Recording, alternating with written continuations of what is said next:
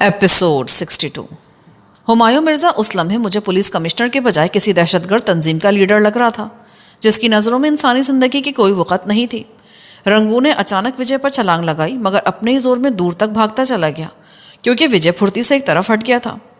اس دفعہ اس نے اپنے پیر پھیلا لیے تھے، اسی لیے بچنے کے باوجود وجے اس کے پھیلے ہوئے پیر کی زد میں آ گیا اور الٹ کر پیچھے گرا، مگر گرتے گرتے اس نے رنگو کی ٹانگ پکڑ کر گھسیٹ لی۔ رنگو ہاتھوں کے بل زمین پر گرا، پھر ہاتھوں پر ہی دوڑتا ہوا وہاں سے دور نکل گیا۔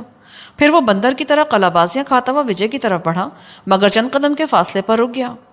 وجے غور سے اس کے پیروں کا جائزہ لے رہا تھا۔ پھر رنگو جو ہی حرکت میں آیا، وجے ہوا میں اچھلا اور رنگو کے سینے اور چہرے پر زوردار ککس لگانے میں کامیاب ہو گیا۔ رنگو لڑکھڑا کر رہ گیا۔ رنگو کے حلق سے خوفناک قسم کی غراہٹ بلند ہوئی اور اس نے جھپٹ کر وجے کی گردن دبوچ لی۔ میں نے دیکھا کہ رنگو صرف ایک پیر پر کھڑا تھا، اس کا دوسرا پیر ناکارہ ہو چکا تھا۔ وجے نے پوری قوت سے اس کے پیٹ میں گھٹنا دے مارا۔ وہ کربناک انداز میں غراتا ہوا پیچھے ہٹا تو وجے نے اس کے منہ پر کک ماری، پھر تابڑ توڑ کئی راؤنڈ ککس مار کے اس کا چہرہ بگاڑ دیا۔ فیصلہ کن وار وجے نے اس کے دوسرے گھٹنے پر کیا۔ رنگو کٹے ہوئے درخت کی طرح دھم سے فرش پر گرا تو وجے نے اچھل کر دونوں پیروں میں اس کی گردن پھنسا لی۔ شاید یہ اس کا مخصوص داؤ تھا کیونکہ یہی داؤ اس نے مجھ پر بھی آزمایا تھا۔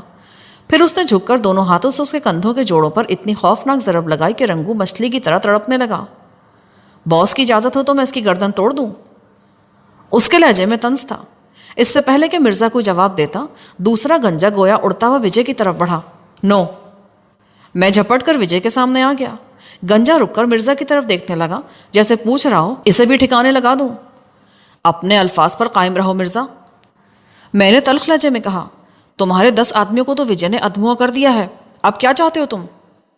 میں اب بھی اپنے الفاظ پر قائم ہوں، میں وجے کی موت کا فیصلہ سنا چکا ہوں۔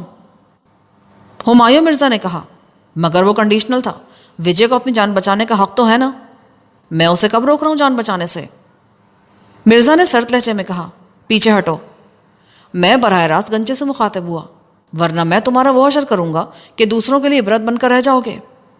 اس کے باوجود تو پیچھے نہیں ہٹا تو میں نے اس کے منہ پر اتنا زوردار تھپڑ مارا کہ وہ الٹ کر فرش پر جا گرا۔ گنجا بجلی کے کوندے کی طرح لپک کر اٹھ کھڑا ہوا۔ وہ مجھ پر حملہ کرنا ہی چاہتا تھا کہ مرزا چیخ کر بولا، رک جاؤ۔ گنجا روبوٹ کی طرح ساکت ہو گیا۔ اوکے کامران۔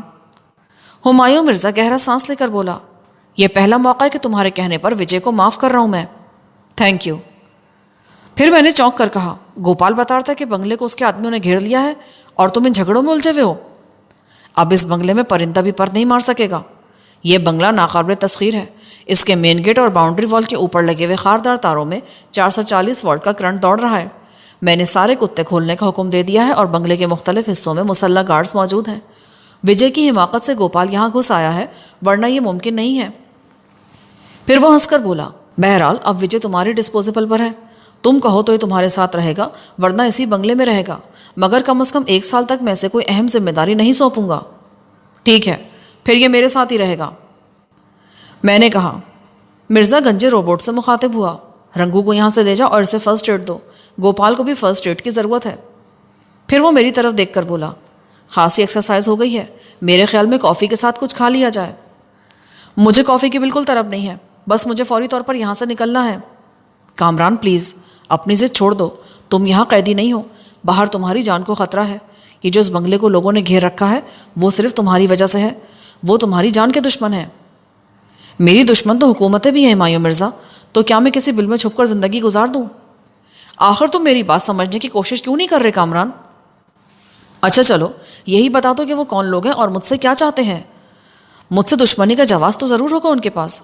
تمہیں جب یہ معلوم ہے کہ وہ لوگ میرے دشمن ہیں تو پھر یہ بھی ضرور معلوم ہوگا کہ وہ لوگ ہیں کون اور میرے دشمن کیوں ہیں۔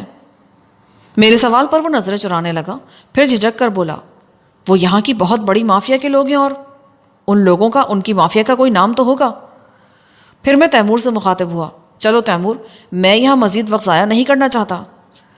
تیمور اور کانتا ایک دم تیار ہو گئے۔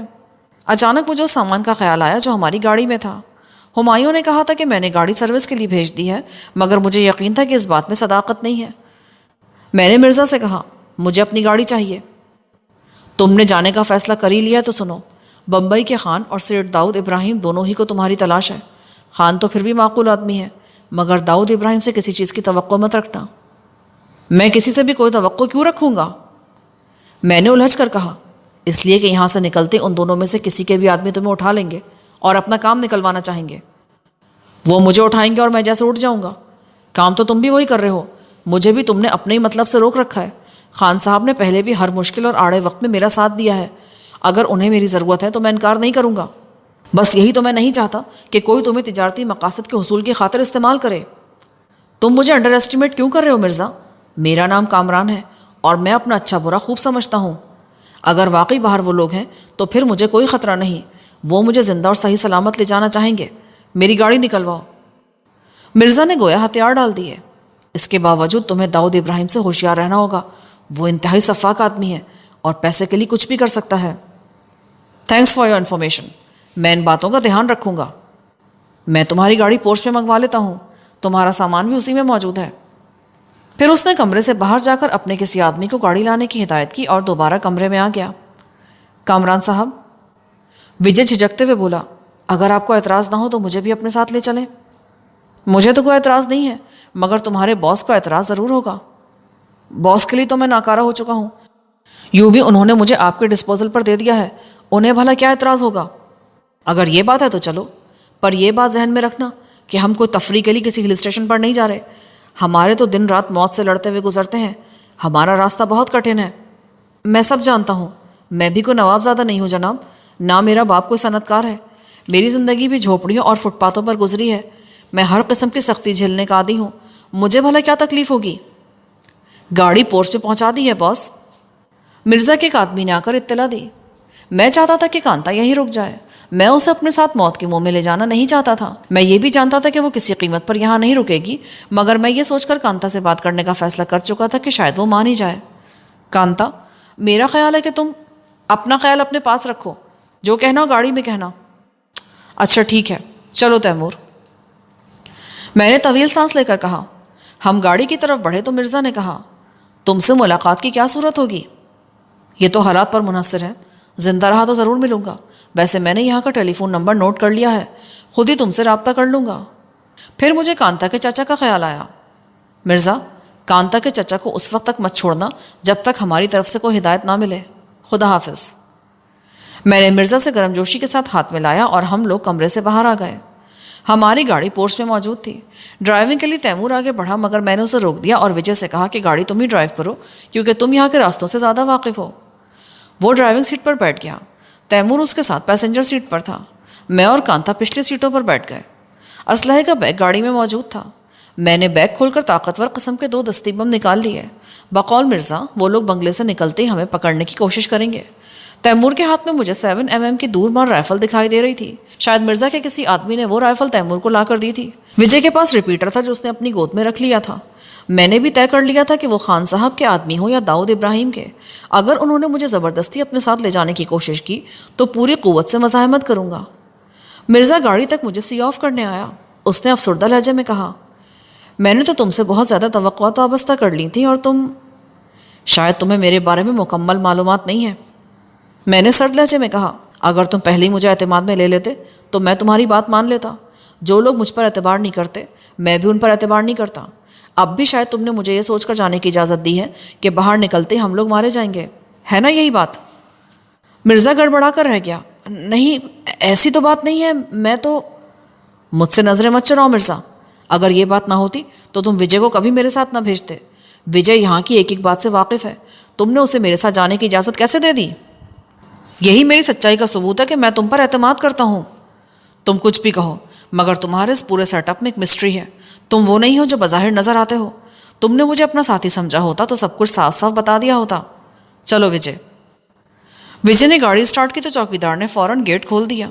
وجے نے گاڑی گیٹ کی طرف بڑھائی تو میں نے کہا، تمہارا کیا خیال ہے وجے، حملہ آور کس سمت میں ہوں گے؟ اگر وہ واقعی موجود ہوئے تو پھر لیفٹ سائڈ پر ہوں گے، کیونکہ رائٹ سائڈ پر چھپنے کی کوئی جگہ نہیں ہے. لیفٹ سائڈ پر ہمارے بنگلے کے برابر والا پلاٹ خالی ہے اور اس میں اونچی اونچی جھاڑیاں اگی ہوئی ہیں. اس پلاٹ کے بالکل سامنے کا ادھورا بنا ہوا مکان ہے جو مدتوں سے اسی طرح پڑا ہے. شاید مالک ملک سے باہر ہے یا پھر اس کے پاس اتنا وقت ہی نہیں کہ وہ اس مکان کو تعمیر کرائے. تو پھر رائٹ سائڈ سے نکل چلو. وجے نے باہر نکلتے گاڑی کی رفتار بڑھا دی اور بولا، ممکن ہے اس طرف بھی وہ لوگ موجود ہوں. یہاں سے 1 کلومیٹر کے فاصلے پر وہ آصف زدہ مکان ہے جو گزشتہ 5 برسوں سے خالی پڑا ہے. میں نے احتیاط کے طور پر دستی بم ہاتھ میں پکڑ لیا تھا، دوسرے ہاتھ میں ریوالور تھا، ایک ریوالور کانتا کے ہاتھ میں بھی تھا۔ تیمور چیتے کی طرح چوکنے انداز میں ارد گرد کا جائزہ لے رہا تھا۔ پھر مجھے احساس ہوا کہ ہم کئی کلومیٹر دور نکل آئے ہیں اور اب تک کہیں سے ایک گولی بھی نہیں چلی تھی۔ ابھی میں یہ سوچ ہی رہا تھا کہ پیچھے سے گولیوں کی تڑتڑاہٹ گونجی، 2-3 گولیاں اچٹتی ہوئی گاڑی کی ڈکی میں بھی لگیں۔ میرے کچھ کہے بغیر وجے نے ایک دم اسپیڈ بڑھا دی۔ میں نے گھوم کر دیکھا، فائرنگ پیچھے سے آنے والی سرخ رنگ کی کیری سے ہو رہی تھی۔ میں نے تیمور سے رائفل لے کر اس کے بٹ سے گاڑی کا پچھلا شیشہ توڑ دیا۔ پھر میں نے رائفل کی نال باہر نکالی اور وجے سے کہا، اسپیڈ کم کرو۔ میں پیچھے آنے والی گاڑی کے ڈرائیور کا نشانہ لینا چاہتا تھا۔ رفتار جو ہی کم ہوئی، کیری ہمارے کچھ اور نزدیک آ گئی۔ میں نے ڈرائیور کا نشانہ لے کر ٹریگر دبا دیا۔ دوسرے لمحے میں نے ڈرائیور کو پیچھے کی طرف الٹتے دیکھا۔ اس کے ساتھ ہی کیری بے قابو ہو کر بائیں طرف کے ایک بنگلے کی دیوار سے ٹکرا گئی۔ اسپیڈ بڑھاؤ، میں نے چیخ کر کہا۔ وجے نے ایک دم اسپیڈ بڑھا دی۔ گاڑی ہوا سے باتیں کرنے لگی۔ کانتا اس دوران میں سیٹ پر بکھرے ہوئے شیشے کے ٹکڑے صاف کر چکی تھی۔ کچھ دور آنے کے بعد وجے بولا، لگتا ہے گوپال نے آپ سے بلف کیا تھا کہ بنگلے کے آس پاس اس کے آدمی موجود ہیں، باہر صرف 1 یا 2 گاڑیاں موجود ہوں گی۔ پھر وہ چونک کر بولا، کیا وہ لوگ آپ کو پہچانتے ہیں؟ خان صاحب کے بیشتر آدمی مجھے پہچانتے ہیں۔ داؤد ابراہیم سے کبھی میرا سامنا نہیں ہوا، ممکن ہے اس کے آدمی بھی مجھے پہچانتے ہوں۔ پولیس اور انڈر ورلڈ میں بہت سے لوگ مجھے پہچانتے ہیں۔ پھر میں چونک کر بولا، مگر یہ تو بتاؤ کہ گوپال کس کا آدمی تھا؟ اس کمبخت نے آج تک یہ بھنک نہیں پڑنے دی کہ اس کا تعلق کسی گینگ سے بھی ہے۔ اگر مجھے شبہ ہو جاتا کہ وہ کسی گینگ کا آدمی ہے تو بہت پہلے میرے ہاتھوں مارا جاتا۔ حیرت کی بات ہے، میں نے طنزیہ لہجے میں کہا، وہ تمہاری نظروں سے تو بچ گیا، مگر وہاں اور دوسرے لوگ بھی تو تھے، کوئی اس کی اصلیت سے واقف نہیں تھا۔ اس کی ایک ہی وجہ ہو سکتی ہے۔ تیمور نے پہلی دفعہ زبان کھولی۔ میرا خیال ہے گوپال بہت چھوٹے درجے کا آدمی تھا، چھوٹے آدمیوں کو کب کوئی پہچانتا ہے؟ تیمور کی بات درست ہو سکتی تھی، مگر سوال یہ بھی موجود تھا کہ گوپال کس کا آدمی تھا۔ میرا اندازہ، بلکہ اندازہ کیا، یقین تھا کہ وہ داؤد ابراہیم کا آدمی ہے۔ خان صاحب کے آدمی اول تو براہ راست بنگلے میں گھسنے کی کوشش نہ کرتے، پھر وہ میری گاڑی پر اندھا دھند فائرنگ نہیں کر سکتے تھے۔ خان صاحب یا ان کا کوئی آدمی پہلے مرزا سے رابطہ کرتا، اس کے انکار پر وہ لوگ کوئی کارروائی کرتے اور مجھے بنگلے سے نکال لے جاتے۔ یہ حرکت داؤد ابراہیم ہی کی ہو سکتی تھی۔ مجھے یقین ہے کہ ہم پر داؤد ابراہیم کے آدمیوں نے حملہ کیا تھا۔ اگر آپ کو یقین ہے تو پھر داؤد ابراہیم کے آدمی ایک ہی دفعہ میں مایوس نہیں ہو جائیں گے، وہ دوبارہ بھی ہم پر حملہ کریں گے۔ مجھے 100% یقین ہے خان صاحب کا کوئی آدمی مجھ پر اندھا دھند فائرنگ نہیں کر سکتا۔ وہ لوگ فوری طور پر شاید ہی دوبارہ حملہ کریں۔ میرا خیال ہے اس وقت ان کے پاس وہی ایک گاڑی تھی۔ چلو، وہ لوگ دوبارہ بھی حملہ کریں تو بھی کیا پرابلم ہے؟ نو پرابلم سر، وجے ہنس کر بولا۔ اچانک پیچھے سے ایک سیاہ مرسیڈیز ہارن بجاتی ہوئی نمودار ہوئی اور تیزی سے ہماری طرف بڑھی۔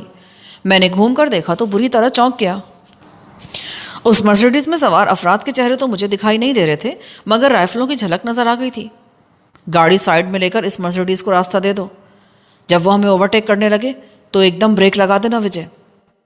وجے کے ساتھ ساتھ تیمور نے بھی چونک کر مجھے دیکھا۔ مجھے رائفل لوڈ کرتے دیکھ کر وہ دونوں بھی اپنے ہتھیار سنبھالنے لگے۔ مرسیڈیز ہارن بجاتی ہوئی عین ہماری گاڑی کی پشت پر پہنچ گئی۔ میری ہدایت کے مطابق وجے نے گاڑی سائڈ میں کر لی تھی اور مرسیڈیز کو اوورٹیک کرنے کا اشارہ کیا۔ مرسیڈیز طوفانی رفتار سے آگے بڑھی اور چند لمحے تک ہمارے ساتھ دوڑتی رہی۔ پھر وجے نے رفتار کم کی اور ایک دم بریک لگا دیے۔ گاڑی اچانک رکنے سے زوردار جھٹکا لگا، مگر ہم میں سے کسی کو نقصان نہ پہنچا کیونکہ ہم سب پہلے سے اس کے لیے تیار تھے۔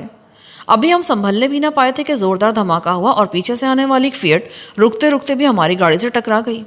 اسے ایک نوجوان ڈرائیو کر رہا تھا اور ایک خوبصورت سی لڑکی اس کے ساتھ بیٹھی تھی۔ وہ دونوں بالکل محفوظ تھے، البتہ گاڑی کو اچھا خاصا نقصان پہنچا ہوگا۔ نوجوان بپھرے ہوئے انداز میں گاڑی سے اترا تو میں نے پھرتی سے رائفل پائیدان پر ڈال دی اور خود بھی نیچے اتر آیا۔ مجھے اس نوجوان کی زیادہ فکر نہیں تھی، اسے تو کچھ دے دلا کر اور معذرت کر کے رخصت کیا جا سکتا تھا، مگر اصل پریشانی کی وجہ وہ مرسیڈیز تھی جو کچھ فاصلے پہ جا کر رک گئی تھی اور اس کے دروازے کھل رہے تھے۔ گاڑی کے نشے میں چلا رہا ہے، میری گاڑی کا ستیہ ناش کر دیا۔ نوجوان نزدیک آ کر وجے پر برس پڑا۔ لڑکی بھی دروازہ کھول کر نیچے اتری اور چیخ کر بولی، میں ان سب کو جیل میں سڑا دوں گی، گاڑی چلانی آتی نہیں تو روڈ پر لے کے کیوں آتے ہو؟ غلطی آپ کے ڈرائیور کی ہے۔ میں نے خالص امریکن لہجے میں انگلش بولنے کا مظاہرہ کیا۔ میں نے جان بوجھ کر اس نوجوان کو ڈرائیور کہہ کر مخاطب کیا تھا۔ گاڑی اس نے پیچھے سے ہٹ کی ہے، یہ تو تمہیں تھانے چل کے معلوم ہوگا کہ غلطی کس کی ہے۔ لڑکی نخوت بھرے انداز میں بولی۔ میرا اندازہ تھا کہ اس کا باپ، بھائی یا کوئی نزدیکی رشتہ دار پولیس آفیسر ہے۔ کون لے جائے گا ہمیں تھانے؟ کانتا حقارت سے بولی۔ وہ نہ جانے کب وہاں اتر کے آ گئی تھی۔ میں اس نوجوان اور لڑکی کی طرف متوجہ نہیں تھا، میرا دھیان تو مرسیڈیز کی طرف تھا۔ پھر مرسیڈیز سے جو شخص برآمد ہوا اسے دیکھ کر مارے خوشی کے میں اچھل پڑا۔ وہ احسان تھا، وہی احسان جو خان صاحب کا خاص آدمی تھا اور مجھے اچھے میں کے گھر سے لے کر آیا تھا۔ اسے دیکھ کر میرے ذہن سے بہت بڑا بوجھ ہٹ گیا۔ میں نے اسے آنکھ ماری اور اس نوجوان جوڑے کی طرف پوری طرح متوجہ ہو گیا۔ مجھے تیمور اور وجے کی طرف سے خطرہ تھا کہ کہیں وہ احسان کو کوئی نقصان نہ پہنچا دے۔ میں نے جھک کر آہستہ سے وجے کو مخاطب کیا، پریشانی کی کوئی بات نہیں، مرسیڈیز والے دوست ہیں۔ لڑکی نہ جانے چیخ چیخ کر کانتا سے کیا کہہ رہی تھی۔ جواب میں کانتا بھی چیخ رہی تھی۔ وہ نوجوان البتہ خاموشی سے کھڑا کانتا کو دیکھ رہا تھا۔ اس کے حریصانہ انداز پر مجھے ایک دم غصہ آ گیا۔ اے مسٹر، اب یہاں سے چلتے پھرتے نظر آؤ، غلطی بھی کی اور سر پہ بھی چڑھے جا رہے ہو۔ اس نے اچانک بریک لگایا تھا، اسی لیے ہماری گاڑی ٹکرا گئی ہے۔ گاڑی کے سامنے بلی کا چھوٹا سا بچہ آ گیا تھا سر، اگر ڈرائیور بریک نہ لگاتا تو بلی کا بچہ کچل جاتا۔ تیمور نے کہا، بلی کے اس بچے کے لیے تم نے میری گاڑی تباہ کر دی؟ وہ چیخ کر وجے سے بولی، میں تم لوگوں کو تھانے لے جائے بغیر نہیں چھوڑوں گی۔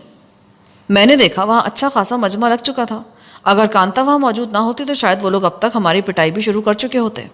اچانک احسان باوقار انداز میں مجمع کو چیرتا ہوا آگے بڑھا اور ڈپٹ کر مجھ سے بولا، اے مسٹر، کیا معاملہ ہے؟ آپ ہی فیصلہ کرے آفیسر۔ میں نے اسے جھٹ آفیسر بنا دیا۔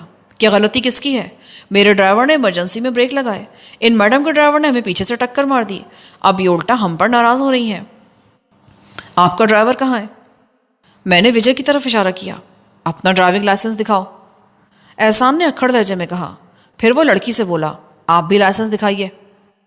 وجے نے بیک پاکٹ سے ڈرائیونگ لائسنس نکالا اور احسان کی طرف بڑھا دیا۔ اس نے لائسنس لے کر لڑکی کی طرف ہاتھ بڑھایا۔ لڑکی کچھ ہچکچائی۔ وہ کیا ہے کہ یہ میرے کزن ہیں اور یہ اپنا لائسنس گھر بھول آئے ہیں، میں پولیس کمشنر صاحب کی بہن ہوں۔ میں یہ سن کر حیران رہ گیا۔ تیمور اور وجے بھی حیرت سے لڑکی کا چہرہ تک رہے تھے۔ آپ ہمایوں مرزا صاحب کی بہن ہیں؟ جی ہاں، مگر تھانے تو آپ کو چلنا ہی ہوگا۔ احسان نے سرد لہجے میں کہا، واٹ؟ تم مجھے تھانے لے جاؤ گے؟ مجھے یعنی پولیس کمشنر کی بہن کو؟ کیوں؟ پولیس کمشنر پر قانون لاگو نہیں ہوتا کیا؟ آپ ان کی گاڑی میں بیٹھ جائیں، میں آپ کے کزن کے ساتھ بیٹھ جاتا ہوں۔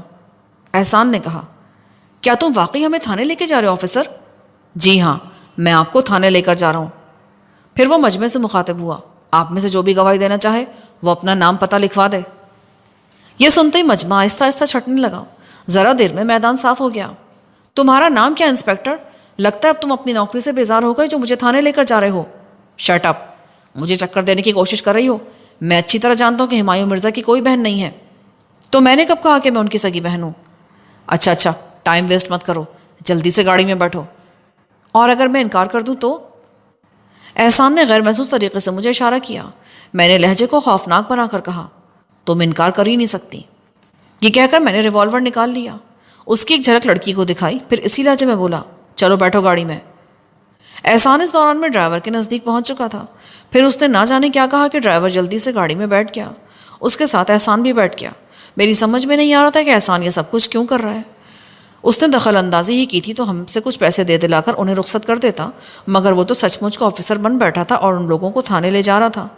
میں نے اشارے سے ایک مرتبہ کہا بھی کہ انہیں جانے دو، مگر وہ مانا نہیں۔ اپنے کزن کو گاڑی میں بیٹھتے دیکھ کر لڑکی بھی اعتماد کھو بیٹھی۔ ٹھیک ہے، پھر لے چلو تھانے، مگر اپنی اس حرکت پر تم لوگوں کو پچھتانا پڑے گا۔ وہ پچھلی سیٹ پر جا کر بیٹھ گئی اور دروازہ بند کر لیا۔ دوسری طرف سے کانتا بھی جھپٹ کے گاڑی میں بیٹھ گئی کیونکہ اس کے پائیدان پر لوڈ رائفل پڑی ہوئی تھی۔ کانتا نے جھٹ سے رائفل اٹھا لی۔ میں نے دیکھا رائفل پر نظر پڑتے ہی لڑکی کی آنکھیں حیرت سے پھیل گئیں۔ اس نے کچھ کہنا چاہا مگر کانتا نے اسے جھڑک دیا، خاموش بیٹھو ورنہ میں ذرا بھی رعایت نہیں کروں گی۔ لڑکی ایک دم سہم کے رہ گئی۔ وجے اور تیمور گاڑی میں بیٹھے تو احسان نے ہمیں اپنے پیچھے آنے کا اشارہ کیا اور لڑکی والی گاڑی آگے بڑھا دی۔